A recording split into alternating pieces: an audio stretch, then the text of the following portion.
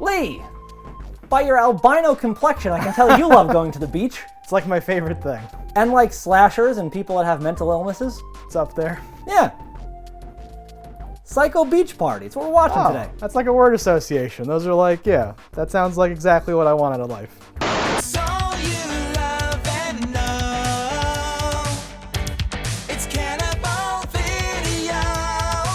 Alright guys, here we are to talk about Psycho Beach Party.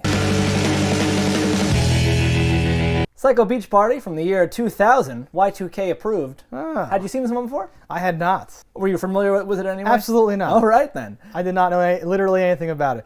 I think I vaguely heard something about Amy Adams' early movie was crazy or some dumb thing like that. Got a lot of people in this movie. Yeah, but I had no idea about what I was getting myself into. I had only seen this once before, and it was like super late night at like somebody's house. It's like 2 in the morning, flipping the channels, see Xander, and I'm like, oh, what the fuck is it? Because at the time, he was only Xander. I was like, this dude's done nothing else. It's impossible. He's still Xander to me. I don't know what you're talking about. And well, now Nicholas Brennan has been in a couple of things. Not usually a mark of quality, although I like the guy. I've seen everything he's done. Yeah. This one is particularly interesting, and especially like if you're watching it late night, like, what am I watching? I feel like at 2 a.m. you're like, is this supposed to be what I'm supposed to think about what I'm seeing? Was this intentional? Without context, especially, this movie is ridiculous. In context, this movie is ridiculous. Absolutely, absolutely. It's so ridiculous that in order to really get into it, you're kind of going to spoil it. So if you've seen this or don't care, falls over to spoilers, and if not, pull out now. If you need a place to rent content, you better listen. We're Cannibal Video and we eat the competition. All right, so here we are to talk spoilers on the 2000s film, Psycho Beach Party. I think it's best if we preserve the fantasy of my on-screen image. So let me know your spoiler thoughts on this movie. I kind of liked it. I didn't love it. I like that you, said to me at some point, like, kind of like John Waters or whatever. So I was like, I feel like those are the parts that I did not like. Your elbow recital was at 4 o'clock. Do you even care? To track you down, I've had to consort with the lowest form of beach scum, only to find you here, like this. Yeah. And I think it's like very, I don't know, the script or like whatever you want to call it, it's kind of like fat or something. It's like there's a lot of stuff where I'm like, I could cut all that out and put in more jokes and this would be better. So I don't want to be too ruthless, but I love the idea. And I think there's some great performances and great stuff in it. I do think our lead is pretty great. Who do you have to fuck to get a hot dog in this dump? Say what? You heard me, Buster. And I'm not paying extra for dialogue, so cut the chin music. Yes. I think her range is certainly shown. There's especially the one scene where she's being hypnotized by Xander, and he's like, oh, sorry, we're getting like interference, and like it's the radio stations. I can't travel down the Hollywood freeway. Be prepared for stop and go. And she just jumps into all these different voices and stuff. Spanish radio. Yeah. Por la mañana al mediodía, pero... Like, and like hits then it, sings opera. Like, is that her singing? I don't know.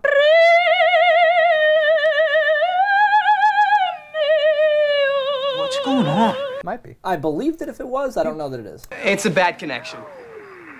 Help me. People are talented sometimes, yeah. Indeed. This is Lauren Ambrose. Yeah. She is from 6 Feet Under and a few other things. I Can't Hardly Wait is where I know her. There's a mirror right there. Why don't you take a look, okay? You're white. She's from she was on this amazing episode of Law and Order. What they call me in school.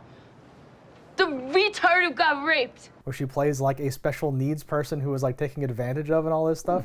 She's great. So she has range, is what you're saying. Well, and like, it's like the oldest trick in the book. Oh, you're going to have multiple personalities, or you're going to have multiple, you're going to play your own evil twin. It's like, people almost look down on it now. Like Split got a lot of people saying like, that's normal. They do that in like acting school. Like, why are you giving him so much credit for this or something? I am a sucker for this.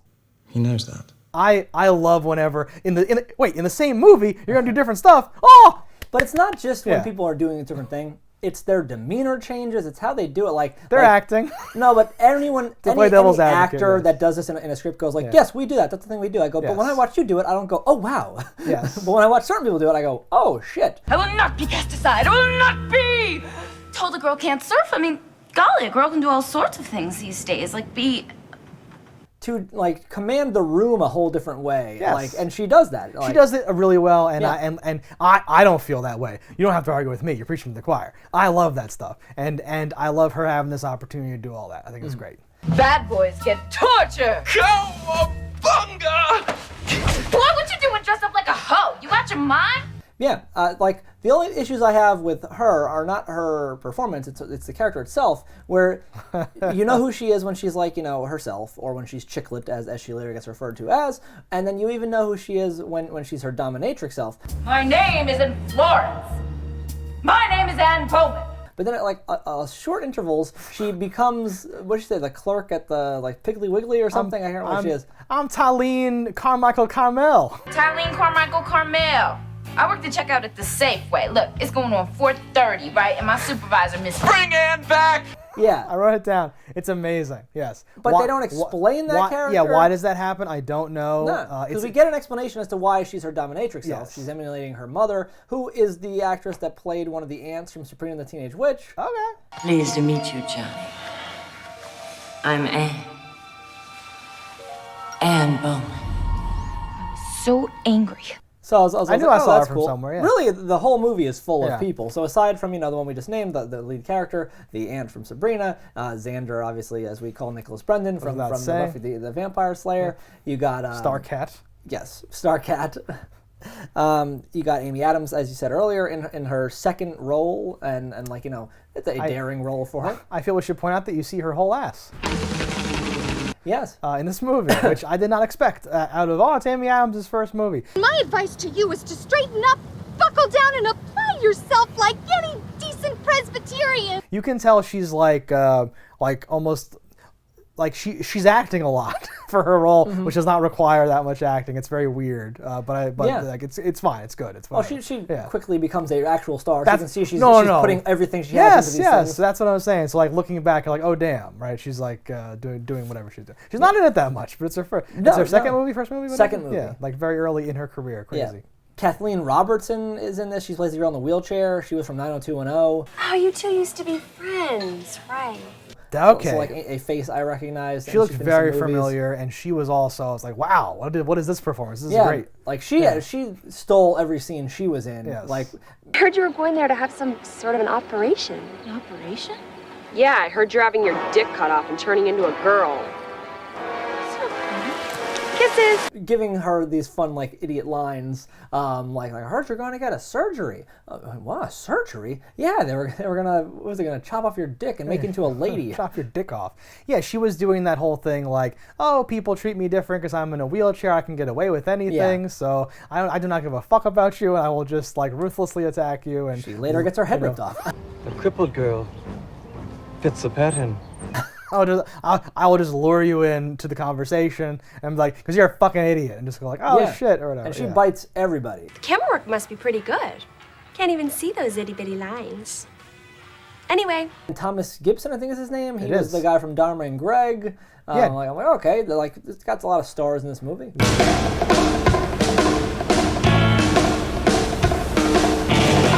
As Kanaka.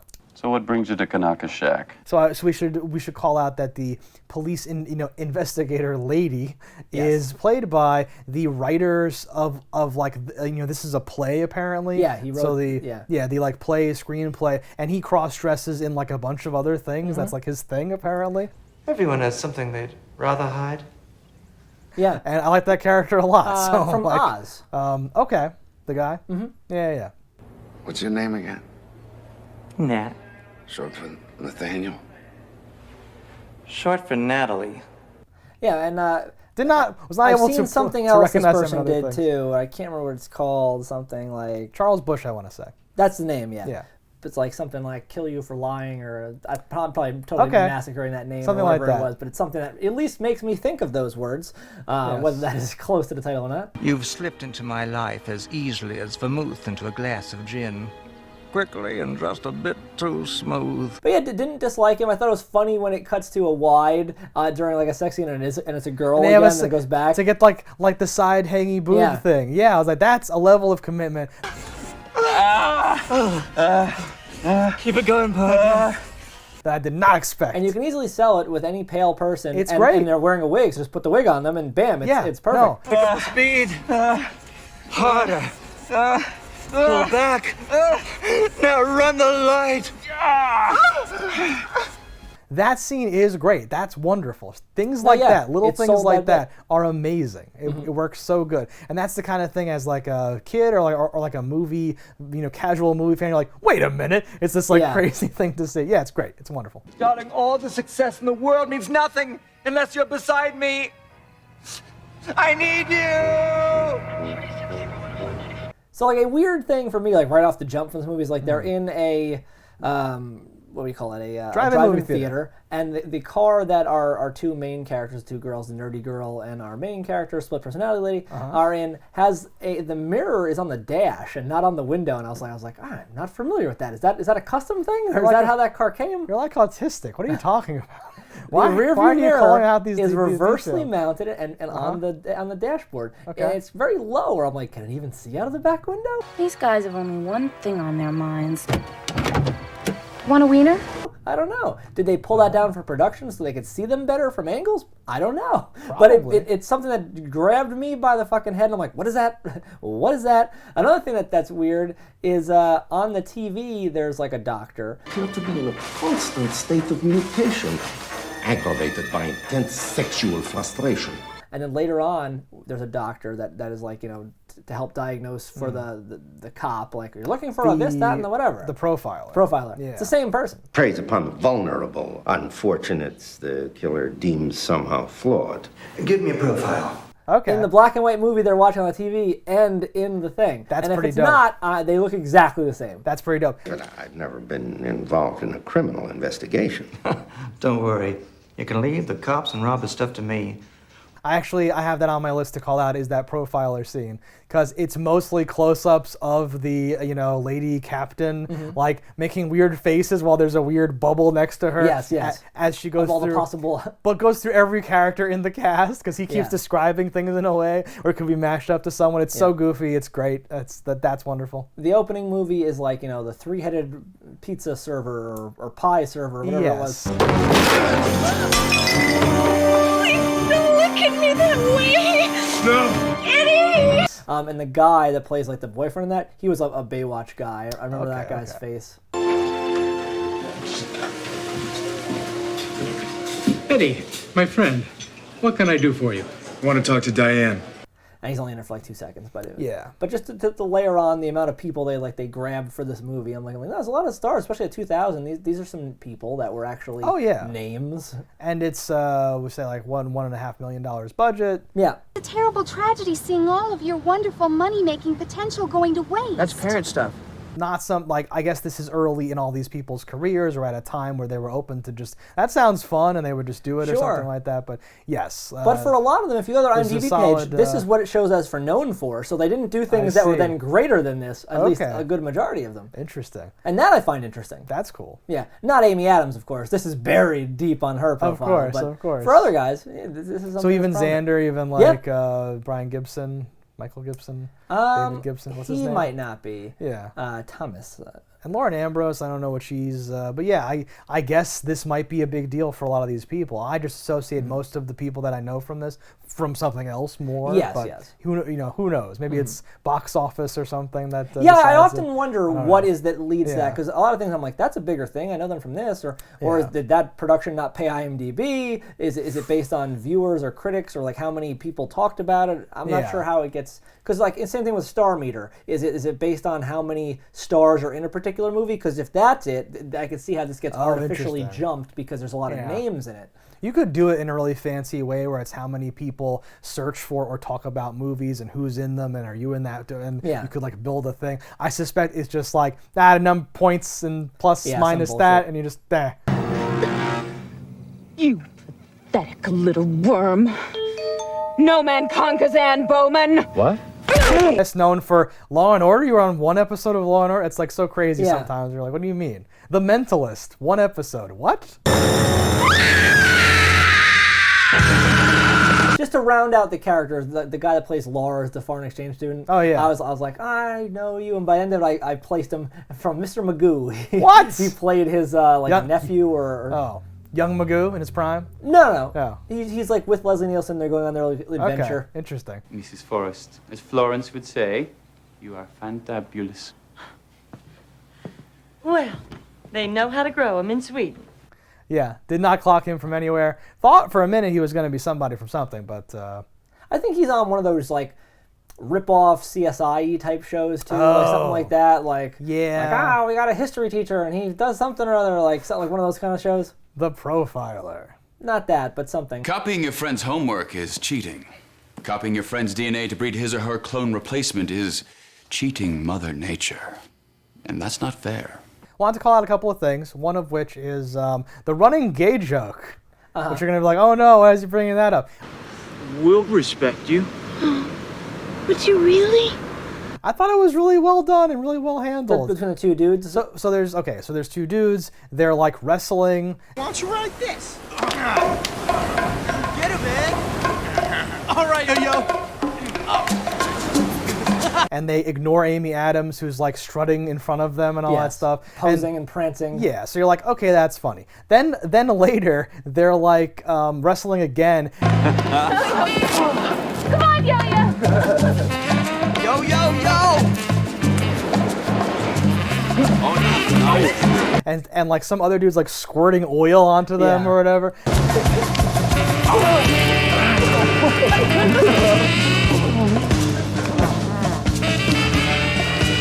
And then everyone else starts looking at their own feet and acting weird, like what is this, like awkwardness, which is funny because now you're like acknowledging it. Yeah. There's a bunch of other things here and there. Then it all culminates at the end where like one of the two characters is so like balled up and like tense about not admitting who he is or something. Maloney is so constipated he's in Ripley's Believe It or Not for going 67 days without taking a dump. That he's chronically constipated. Yes. And they finally get a kiss, and he's like, "Oh, like things are moving." Yeah. It might be the best or like most tasteful poop joke I've ever heard in like my entire life. Yeah. I really gotta go. Do what you gotta do, man. And don't forget, when you get back, I'll be waiting for you. And then he's like, "I have to go take care of this. I'll be waiting for you, buddy." And I'm like, "He's gonna die. I got this twinge of like, no, he just discovered like real love for the first time ever, and he's gonna get killed off camera again. This is awful, and he doesn't die. Yeah, he doesn't die. It's the weirdest because it's clearly a setup where he's going to die. And I was so like something about this whole thing stood out to me. I was like, it's great. It's a wonderful part of the movie. There's also a scene not to be forgotten where they're dressing up in the girl's clothing. Yes. Here, try this on. It looks your size. And that's like a funny thing because she walks in and it's not like, what are you doing? It's like, oh, let's try shoes. That's like the John Watersy thing where she's like, oh, this is not the right color for you, honey. Hold on. And they start doing the whole thing. You know, it's a Paris original. Oh, I, don't really want to. Oh, there's nothing wrong with dressing up. That's why I'm an actress. Probably the most underrated part of what I think might be a part of this whole joke is when they're talking to the actress on the beach for the first time, behind everyone, unacknowledged, like kind of off camera, the other characters that are not talking start laying on the chaise lounge and doing like fake photo shoot stuff. Yeah, that's them again. And there's this crazy... You are more than a mere sex kitten. You are the feminine embodiment of the Nietzschean Superman, ever striving, striking a blow for the truth and the eternal. Chicklet jumps on there too. They keep like doing it in the background of the whole scene. Things like that. If you're like, what are like the jokes? What's like the funny stuff? It's like weird stuff like that to me. It's like that's what I am into, or I love when they're at the original drive-in theater and you have Xander in one car and you have Amy Adams in another car. She's with 5 dudes, and like that's just funny to me in general. Yes. And she even says something like hey pleb, like who's that? Hey, P-Brain. Who's that guy in the next car? You know him? Yeah, I know him. Talking about the Xander character, and like as they catch eyes, they're both eating ice cream sandwiches, and like his grows to be like a phallic, I'm like sucking on this fucking ice cream sandwich. Sergeant, this and she like breaks hers open and starts eating it, and I'm like, okay, all right, we've got something here, boys. What the hell is this? It's that blah blah blah blah blah. This weird like licking back and forth. She's in the car with 5 dudes because later there's like a dance battle and she needs to have like a posse. Yes. Like she's in a gang. Like it's the McDoyles or something. Yeah, it's the crazy. It's great.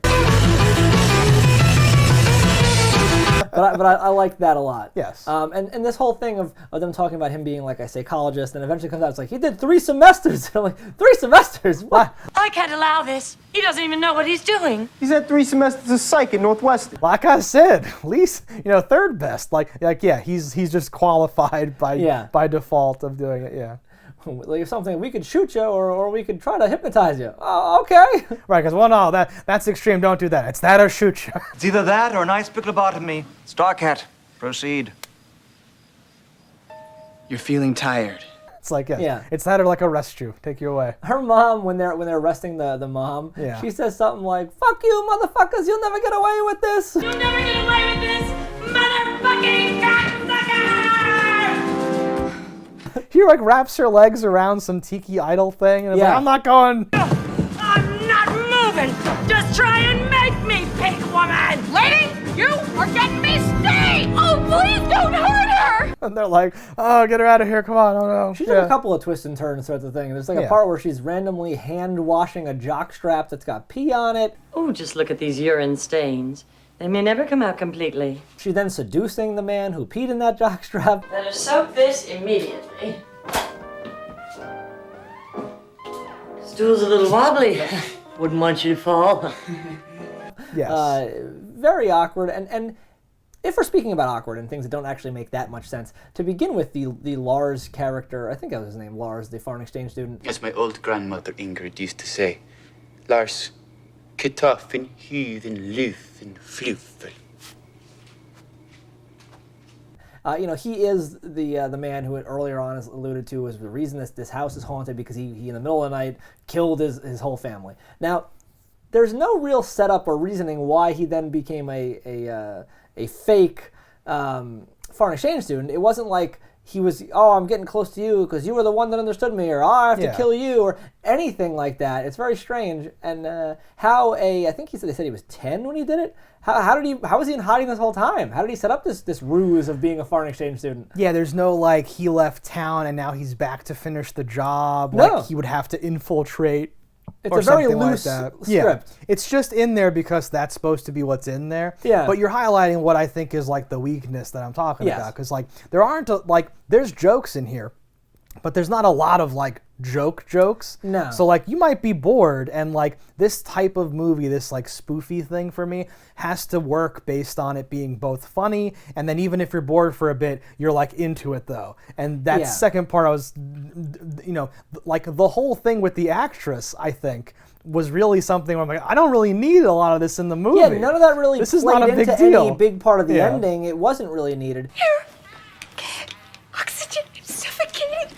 I have to go outside. I'll go with you. No!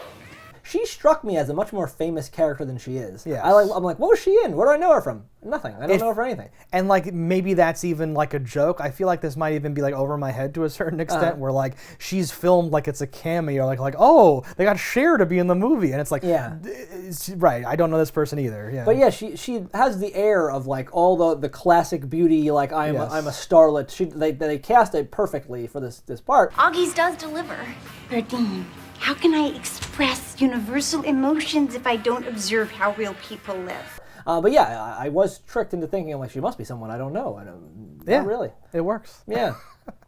I think you could have trimmed all that out, that whole haunted house, and then just made it just a crazy person or something. Well, even or maybe strung it along in that there's another personality that we don't know about, and that's also a murderer, and it's been flirting with this guy this whole time or something, bring it full circle. Or like she's the other sister that like survived or something like that in her memory, and that's why she has repressed memory or something like that. It's very strange with how like he's targeted her and like goes to these special lengths to kill her, and you're like, but why? I didn't realize you were a mess. I'm going to kill you now. So much ugliness in the world.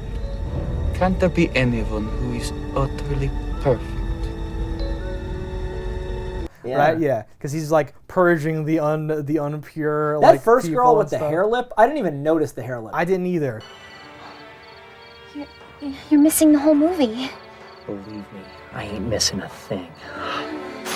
So it's very and confusing. even when I went back to look, I was like, even looking for it, you can see like a little schmutz on her face, but it's not highlighted. okay, I in my head I was like, oh, she had a hair lip, and back then when they fixed it, you still had like a scar. That's what it was. It was kind of like a little scar. Yeah. Okay. But I just that little bit of dialogue. I'm like, wait a minute. Oh, that girl in the beginning had a hair lip. I don't remember any of that shit. No, very. And you see her really up close because it's like a throat slit, right? So you see her pretty far up close, but off from her side that it's not on. So okay, I think it's all worth it in like in a way for that joke of like, wait a minute, do you have that picture? Hold on, and he's like just draws. It didn't even look like him though. That's the joke.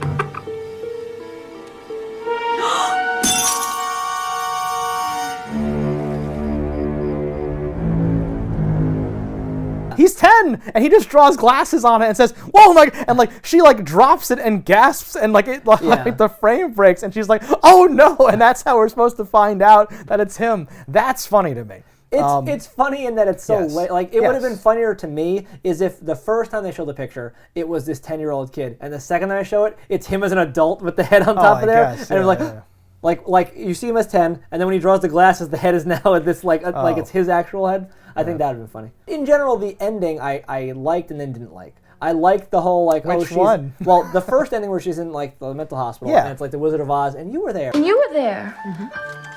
Bite. And you. We dream many foolish things when we're in. I was like, oh, that was cool. Like, that's a junior is one of the orderlies. Yeah. The wheelchair girl is the one that's shocking you. I'm like, that's cool. And then electroshock. Yeah, but then it ends where they're back in a thing, and like that was the movie, and they're like, oh, what? The whole thing was a dream? That's ridiculous. Then she pops up and she stays. I'm like, she was never the killer. Why is she the killer now? I'm just glad that creepy Ann Bowman is locked up for good. Don't be so sure, darling. That's again like the zany I guess there's like meta stuff in the beginning and in the end, because if you think about that, if they just watched all this as a movie, that means that movie begins with a movie where then the person in that movie shows up in real life, and it's just crazy. There's too much. It's like bookended by the drive-in and by all that stuff. Yeah. So that's I can appreciate it, but I don't think it was great. I think had you made that Lars or somebody popping up in the back, that would have been something. And that's where it's like this has too little. I'm just supposed to laugh because it's like a thing that but I need a little more than that. I need like a little more structure and teeth to it and stuff. Yeah. I'm a fan of the movie because I like some of the things they do in it, but I can't endorse the whole thing. Is it really that bad? Honey, Lassie could find out a better script. I think the parts that work really work, but I do think, there's some lulls and stretches. This is one that it would be better to watch in a group, so during some bullshit you could be like talking or eating some popcorn or fucking around. I think stuff gets boring, and it's a shame because there's so much good stuff in there. I want to call out sex. Sure. Because you mentioned the mom trying to seduce Lars and all that. We also have the whole romance with Xander. Oh, forget it. Next time you're drowning, you can save yourself. The Chicklet, we'll just call her, right? Sure. And to the point where he's describing how Amy Adams blows him, and it's with full hand action and multi-orifice. It's insane. It is very, and it makes her cringe and run away. She slides it in her mouth, cupping my balls with one hand and playing with my anus with her finger. Well, because he does, he's like one hand on the balls, one hand touching my anus. Massaging my anus. Some crazy thing like that. Her mousy friend, I think Bridget, whatever, they're talking, you're always my best friend. And she goes in for a kiss as well. The way things used to be, when it was just the two of us. Hello, girls. It's like doing every single possible little weird sex thing that There's you can do. a weirder one still, in my opinion, is when she's talking with her mom, and her mom's poking her oh, you want them poking all your something or others, and is jabbing her. She's like, ow! Sweaty thing poking at you. You like that? How does that feel? Stop, you're hurting me. Huh? There's the close-up where she's and a guy's gonna get you right here, and it's the crotch and the two fingers, ha ha. Yeah. That's nothing compared to when they poke you down there. Something like that. Yeah, really weird. A lot of weird and excessive sex stuff. Explicit. Yeah. The one with Xander, though, that was I think one of the funny moments because it's the terminology he uses as the what's his name Starcat as Starcat's going through his thing is like and she puts my erection in her mouth and I don't know what is it? My erect penis grazes her cheek. I dragged it on the side of her face, and then it goes. Yes, that's what he said. He explains it in such because at first he's like, I don't know if I could, but then goes on to explain it and get such confidence and like go into it and all that stuff. I can't do this with you. Oh, come on. Pretend I'm Marvel Ann. I mean, I don't want guys to think I'm frigid. Which is funny. The like difference is funny. That's And what is this? Supposed to be the 60s? Yes. Yeah. No one's ever even ever heard of a blowjob at that point. So it's crazy. Oh, it didn't exist until 1978. Yeah. It's documented. The blowjob was invented in late 1978 in Stockholm, Sweden. The capital of sex, as you know, as a Swedish man. Oh, God! Chicklet! Chicklet, come back! So a lot of this movie takes place at the beach, as you would think, though, in this like psycho beach party, and a large part of it is her wanting to join this group of surfers, and all their surfing consists of green screen surfing, which is like super goofy, and they're like never wet in any of this thing, so like it is to expect that they paddle out and don't get wet at all, and then they go back in and like they come in and do then they are dry in front of a green screen and then they go back. Yeah, I appreciated that because I like that as like I liked it. It's like funny to me, but I also like how they're like, oh, this is so much easier than having anyone actually surf. This is great. Oh, of course. And that's a fun way to save. Yeah, none of I think money our actual and people seem to ever touch a surfboard in Exactly. There's a drowning scene that I thought was hilarious because it's in standing level water. Like when it cuts back to like, oh no, she's drowning. You see Xander like running into the water, and there she is.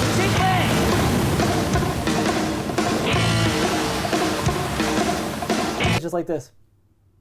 And then he grabs her and when she gets onto the beach like 20 feet in, she's like, and like spits water out. And I'm like, what are you? A full mouthful of water. What are you saying? That she was actually drowning there? Uh-huh. All right. I love it. Because I would have liked it as like oh, help me because I like you, like I'm drowning. But I'm like, wait, was she actually supposed to be drowning there? That's the worst. Yeah, she's like a Kimmy Schmidt type. She's like, I could see her doing that, or it's like, I need to drown so that he'll like me. Yeah. Something like that, yeah. How dry do you want it? Not dry? I'm gonna make it so dry for you. No, that's the opposite of what is good. So, in this, she kills her brother by throwing him around the fucking swing set. Once we get, he just launches off the thing. And it's never mentioned again.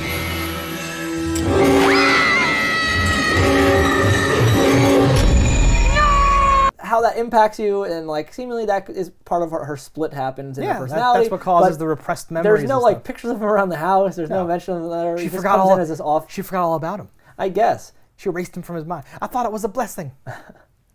So this movie has a 53% critic and a 66% audience. Yeah. But that didn't reflect in the box office. This made it cost $1.5 million to make.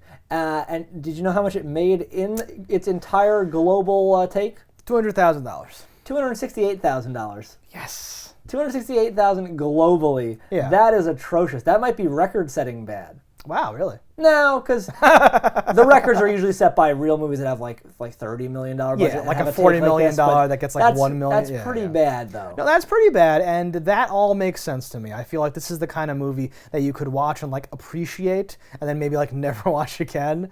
And that if you'd seen it, you'd be like, oh yeah, no, you shouldn't watch that. I thought it was okay. It's like, a hard sell to somebody who's not seen it. Like, right. If you didn't randomly come across this, like, I don't even know how I would 100% pitch this and it be an accurate pitch. You know what I mean? It's a very difficult niche kind of film. This has to be your thing, I think. If you're a fan of John Waters stuff, I think you could easily like dip your toes into this one because it's that weird, awkward period piece stuff. I think I'll walk you down to the beach on a leash.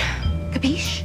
But what'll the rest of the fellas think? To hell with the rest of the fellas! But to a casual movie viewer, I think you would walk away disappointed. No, this came out when? 2000? 2000. Yeah, so like, who's ready? Who's like 50 years old? Who's like, finally a spoof for me. The beach movie, like 60s beach movie that I need to have a spoof of, right? Yeah. Like, that's not, yeah. Right? Because like... Frankie and Annette were like done. They're no longer going to the beach. They're back to the beach is over, and we need still something. We have a house. That's this. We have a house near the beach now. We just kind of smell the beach. We can't go there. My God, skin cancer. It's hard. Yeah, I don't know, like, if there's a... Because, like, the weird, gory spoof serial mom, like, goofy, period-y, John Waters-y vibe, and then to make it about the coming-of-age beach-like thing, it's not necessarily... I certainly appreciate it, but I see why that happened to it. And Bowman invented orgies! And Bowman invented revenge. No, and it's fun. It's like this politically correct 60s teen slasher movie. So like that can rub people the wrong way. Any one of those, things. Politically correct? What do you mean? Stop it! I'm not your whore. Don't talk that way. This isn't what I want.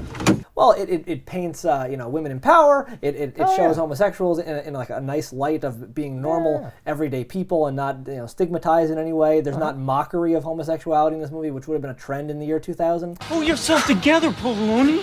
You're at the breaking point. I can't take the pressure. 2000 was a dark time. It really was.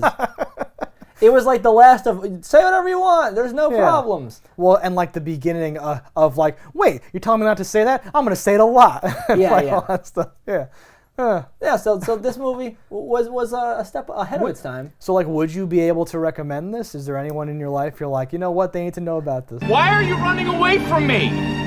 Because I feel bad saying thumbs down, skip it. Like, I think it has good parts, but the whole movie itself isn't this like knock out of the park type of movie. Yeah. So like it's hard to recommend it as a whole. I think it's goofy, it's fun for a group, but on a solo watch, I would say it's a little too slow. Yeah, I like your characterization. Like if you like the John Waters thing and you've somehow missed this as like your kids spoof fun thing, right? Yeah. Even if you're a big fan of any of the characters involved, you're like, I was a huge Buffy fan. I'll watch anything Xander's in. There you go. 100%.